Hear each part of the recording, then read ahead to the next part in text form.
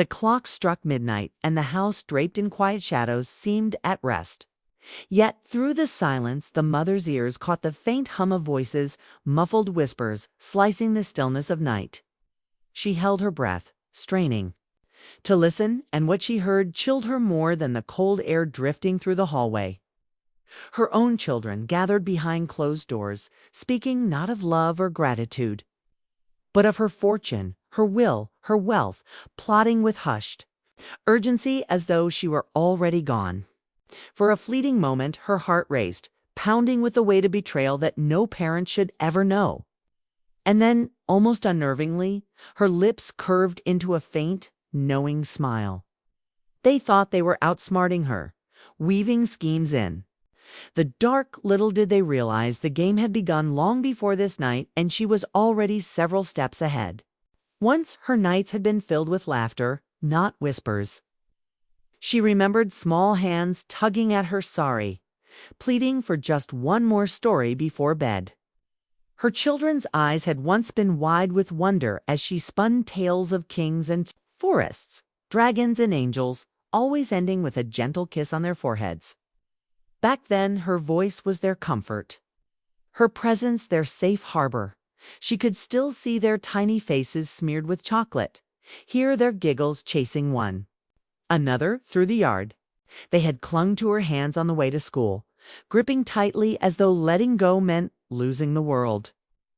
Every scraped knee, every tear, every nightmare, she was the anchor who soothed them. Love was unspoken, yet overflowing, weaving them together in a bond she thought unbreakable.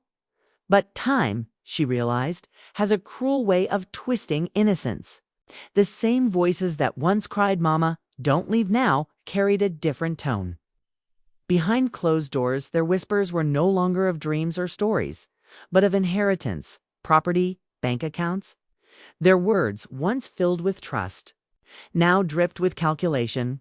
She sat in the darkness, recalling how she had sacrificed nights of sleep to cradle them through fevers, how she had denied herself new clothes so they could have shoes, how she had stitched joy into a life of scarcity.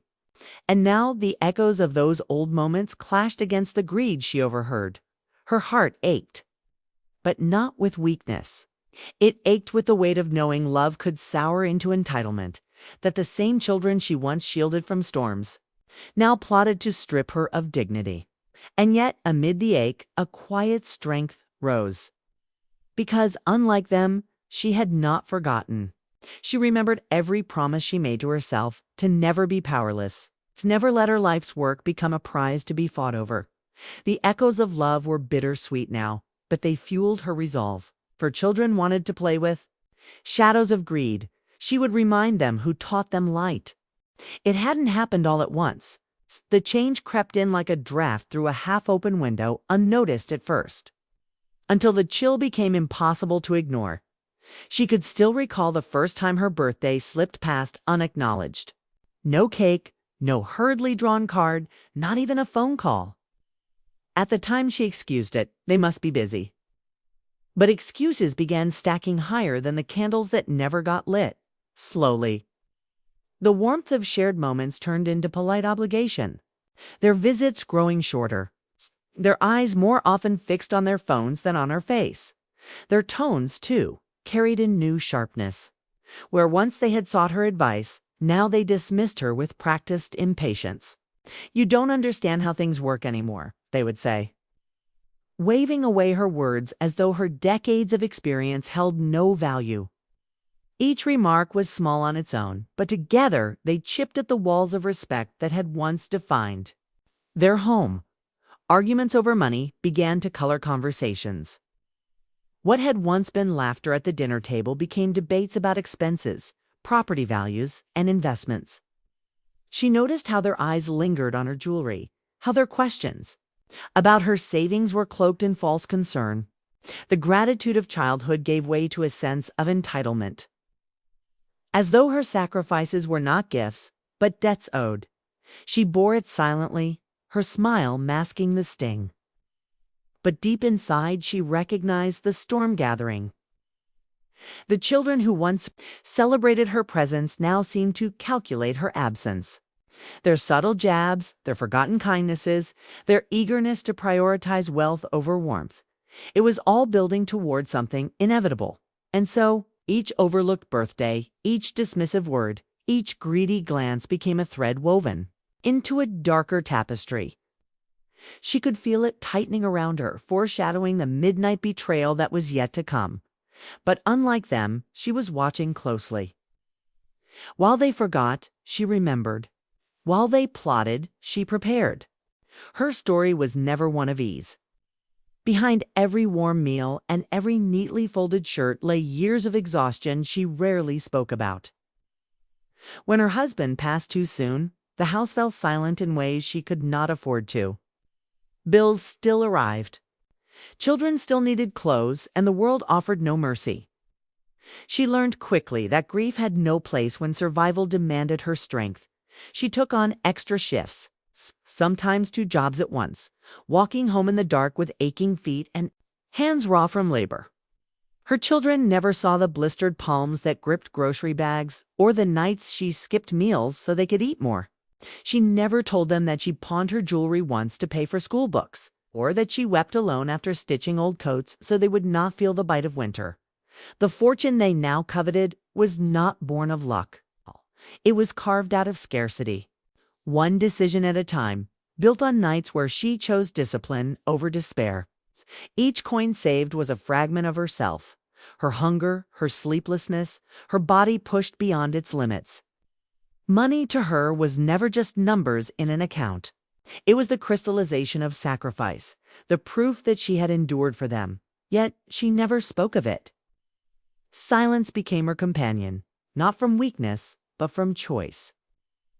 To burden her children with the weight of her struggles felt unjust. She wanted their memories of childhood to be painted in color, not in gray. She endured so they could laugh freely, so they could dream without counting the cost. Still, silence is a double-edged sword. The same restraint that shielded them also blinded them. They mistook her quiet strength for passivity, her refusal to complain for irrelevance.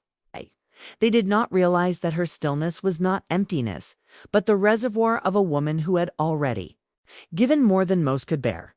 Her fortune was not just wealth, it was her very life's blood, the sum of every scar and every sleepless night. And though they could not see it, this was why she smiled faintly when she overheard their midnight plotting. She understood something they never had. Her silence was not surrender, it was power, waiting for its time. The house was wrapped in midnight silence, the kind so deep that even the walls seemed to be holding their breath. She stirred awake not from a dream, but from the faint, muffled cadence of voices threading through the hallway. At first she thought it was the television left on, but then the laughter came low, conspiratorial, not the innocent laughter she remembered from their childhood, but the brittle sound of people sharing secrets. She rose quietly, her bare feet pressing into the cool wood floor, and followed the trail of whispers. From behind the half-closed door of the living room, she heard her children, her own flesh and blood, plotting. "She's getting too old to manage all this," one voice said, dismissive, casual, as though they were discussing a stranger. "She won't last much longer anyway," another chuckled. "It's better if we start deciding who gets what now. Otherwise, it'll be chaos." A third voice, sharper, impatient, added, "She's just a burden now. Everything she has, everything she saved. It'll all be ours eventually. Might as well start planning." Their words cut sharper than knives. Yet she did not gasp, did not stumble. Instead, she stood in the shadows, her hand pressed lightly against the wall, listening. They spoke of her house, her savings, her possessions, as if they were already theirs. One suggested selling the home. Another laughed about splitting the accounts. They argued playfully over furniture, heirlooms, even jewelry objects she had once sacrificed dearly to preserve. For a moment, she closed her eyes. Memories surged unbidden. The nights she had skipped meals so they could eat. The winters when she patched their coats instead of buying her own, the way her body had bent under the weight of keeping them afloat.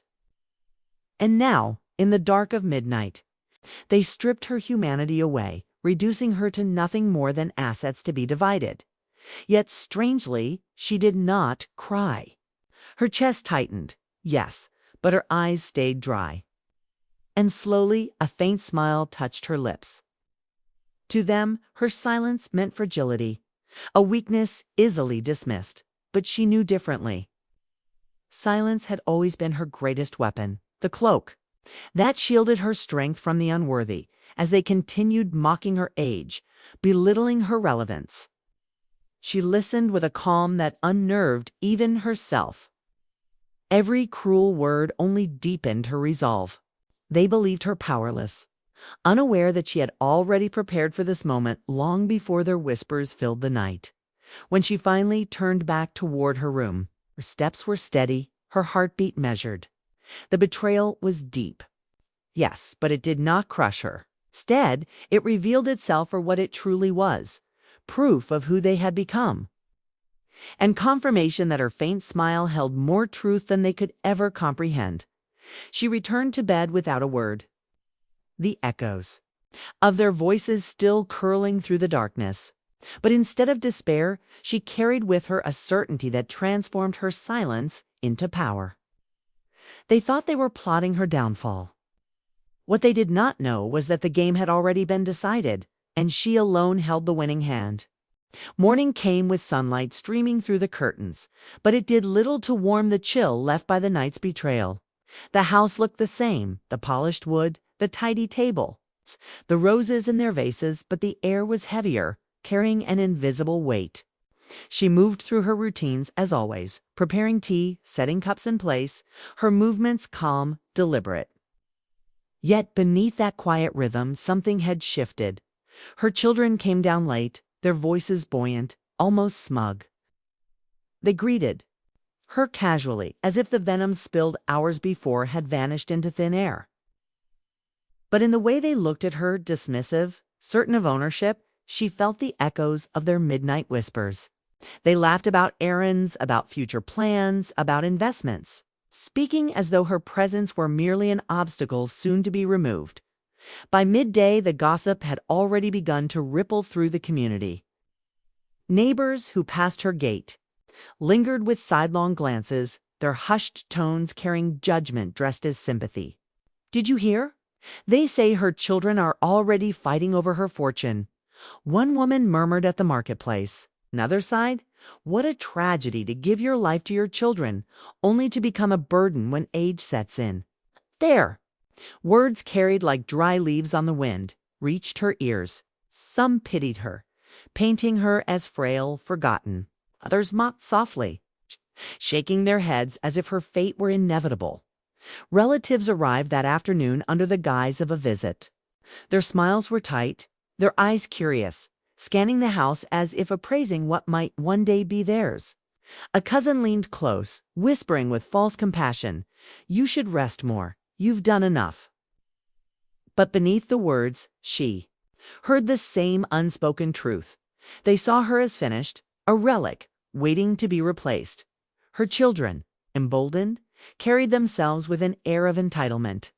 They spoke loudly about renovations they might make, vacations they could afford, businesses they might start. Their laughter was careless, their arrogance unchecked. They assumed her silence meant surrender, her stillness a kind of resignation. To them, she was already fading into the background. The power she once held reduced to dust. But as she sipped her tea, she felt the irony burn brighter than any insult. They thought her powerless, but it was she who knew the truth. Every smile she offered, every nod she gave, became part of her armor. While they mocked and plotted, she was quietly cataloging their greed, storing away their words like evidence. The daylight revealed what the night had confirmed. Her children had not merely grown distant, they had grown arrogant, blind to the foundation that carried them. The neighbors' whispers and the relatives' shallow sympathy only painted the picture more clearly. To the world, she was diminished. To herself, she was sharpening. Their arrogance flourished in ignorance, while her silence deepened in power. And though the sun moved slowly across the sky, stretching the hours into long shadows, she knew one truth remained unshakable. This was not the beginning of her end. It was the quiet prelude to theirs. They thought her silence was surrender, but it was strategy, while her children dismissed her as frail, as a burden counting her final days. She had been working in shadows, quietly, patiently, methodically. The fortune they so casually plotted over was not merely money sitting idly waiting to be divided. It was a fortress she had built stone by stone, protected by walls they could not see. Years earlier, the first whispers of greed had reached her ears. A careless remark about what would be left, cousins speculating about her savings, a child joking too freely about inheritance. In that moment, she understood. Love had soured, replaced by entitlement. So she began preparing, not out of spite, but out of self-preservation. If they wanted to reduce her to a burden, she would remind them of the weight of foresight. Her mornings, they assumed, were idle, spent knitting, sipping tea, or staring out the window. They never asked where she went when she dressed with quiet purpose, clutching her worn leather bag. Banks knew her better than her children did. She met with lawyers who respected her sharp mind, accountants who marveled at her discipline. Papers were signed, accounts shifted, assets moved into trusts that bore no familiar names. The very wealth they believed was theirs had already been redirected, locked behind instructions only she controlled. At home, her rituals seemed unchanged. She still polished the silver, tended the garden, prepared meals as though life continued untouched. But beneath the floorboards of her calm exterior, documents rested, notarized wills, property deeds, sealed envelopes marked with the weight of truth. Each one was a shield, each signature a sword.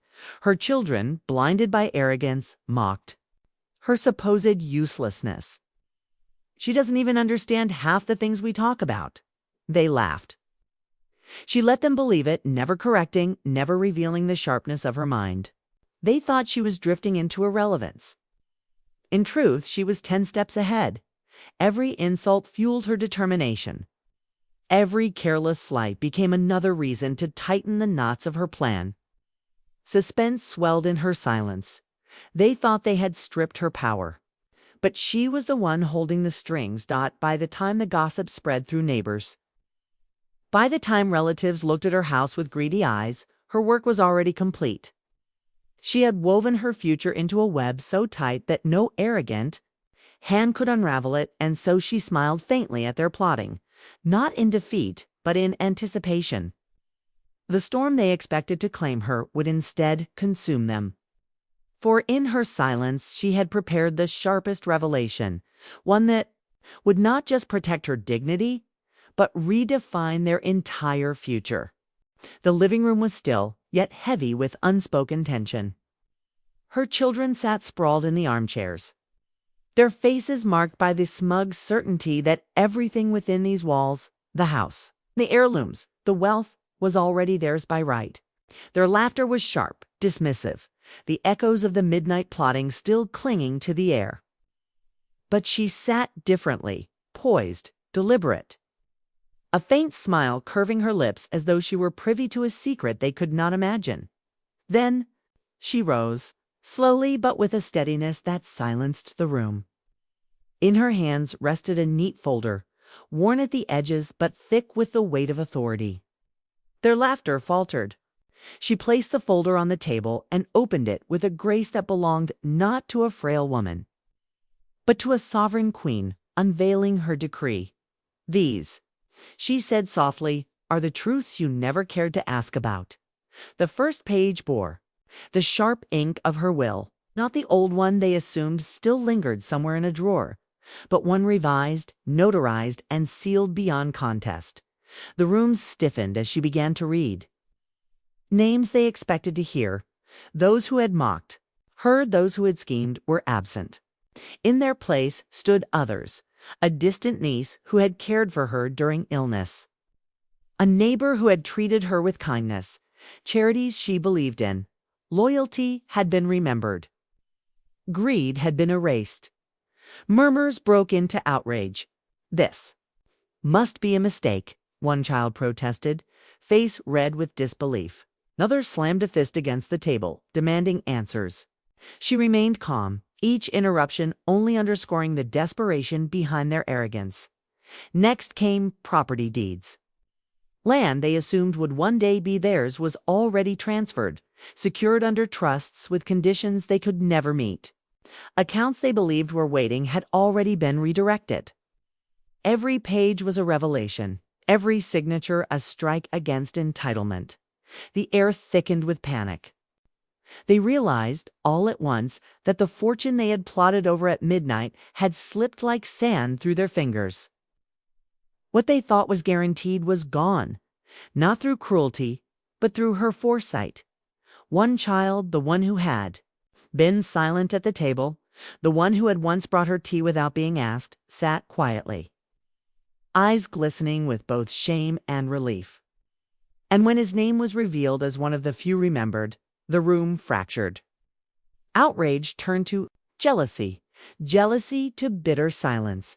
For the first time in years, she spoke with firmness. "You called me a burden, but what I carried was far heavier than you will ever know, and what I built I will never leave in unworthy hands." Shock replaced arrogance. Their smirks were gone, their confidence shattered. In its place lingered the hollow sting of betrayal, though in truth the only betrayal had been their own. She closed the folder with finality, her smile faint but unshaken. The unveiling was complete. The fortune was no longer theirs to steal, but hers to bestow on those who had earned it through love, respect, and care. The silence that followed was not peace. It was the sound of masks collapsing, of illusions breaking. And in that silence, her power stood undeniable. The storm had passed, but its echoes lingered in the air like the aftertaste of bitterness.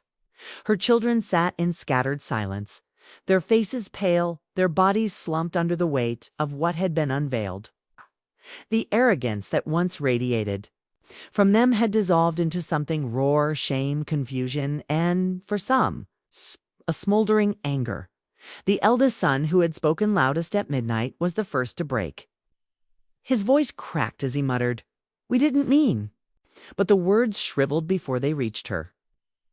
He knew she had overheard. He knew intentions mattered little when the words had been laced with mockery and greed. He dropped his gaze, ashamed, as though the very ground refused to hold his weight. Beside him, another child bristled, fists clenched, jaw tight. Instead of remorse, defiance flared. "So this is your revenge. It's to cast us out for one mistake." The venom in his tone betrayed not grief, but bitterness, a heart unwilling to face the mirror she had held before them. He stood abruptly, muttering curses, and stormed out. Choosing pride over reconciliation, a daughter sat silently, tears slipping down her cheeks. She had not spoken much the night before, but silence had not absolved her. Now she wept, not only for the inheritance lost, but for the years squandered in taking their mother for granted.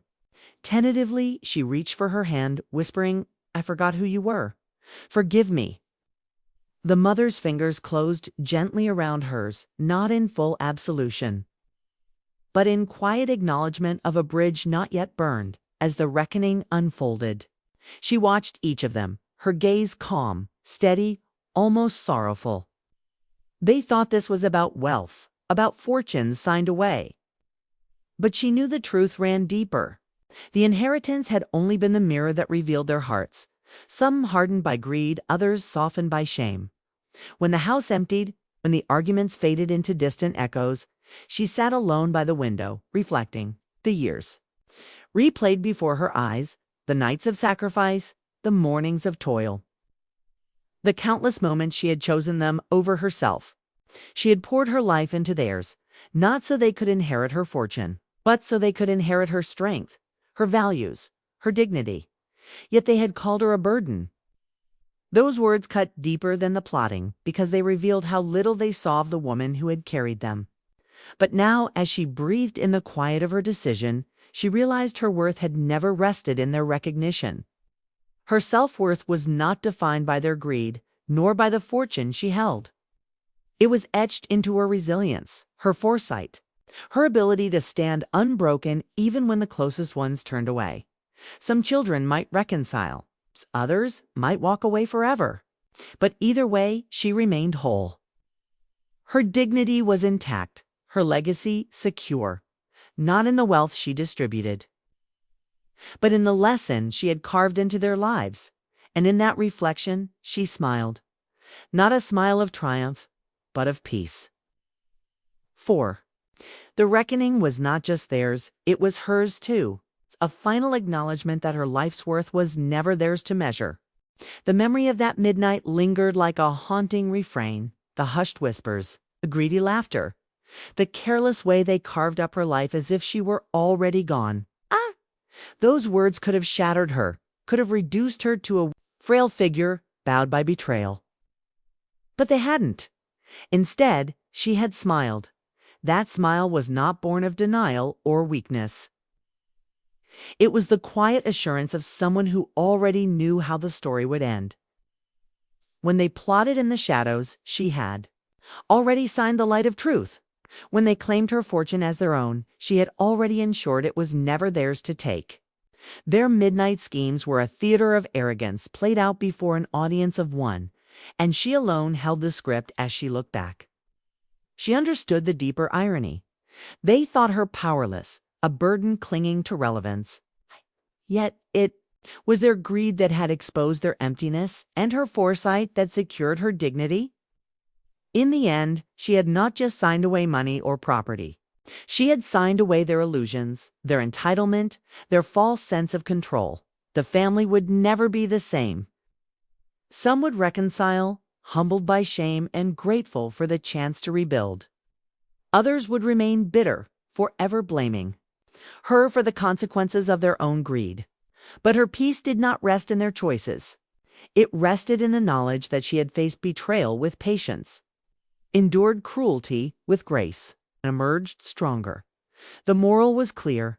Arrogance is a fleeting flame, bright, noisy, but destined to burn itself out. Foresight, dignity, and resilience endure long after the fire has turned to ash. That night, when she smiled in the dark, it wasn't because she hadn't heard them. It was because she had. And she knew even then that their future had never been theirs to steal. It had always been hers to shape.